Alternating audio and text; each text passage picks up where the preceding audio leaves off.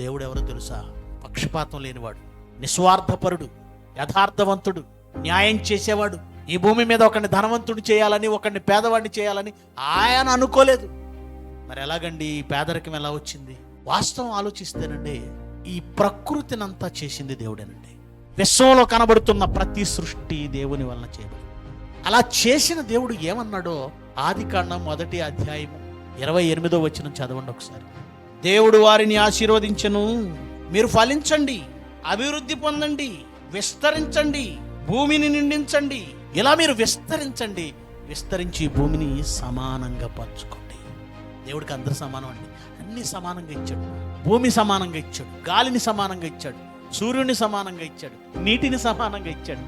టోటల్గా ప్రకృతిని సమానంగా పంచుకోమన్నాడు. దేవుడు భూమి మీద అందరికీ అన్ని సమానంగా ఇచ్చాడు. కానీ దేవుణ్ణి విడిచిపెట్టిన తర్వాత మానవ సమాజం ఎలా మారిందంటే, బలవంతుడు బలహీనుడిని కొట్టడం ప్రారంభించాడు. బలం ఉన్నవాడు ధనవంతుడయ్యాడు, బలం లేనివాడు పేదవాడు.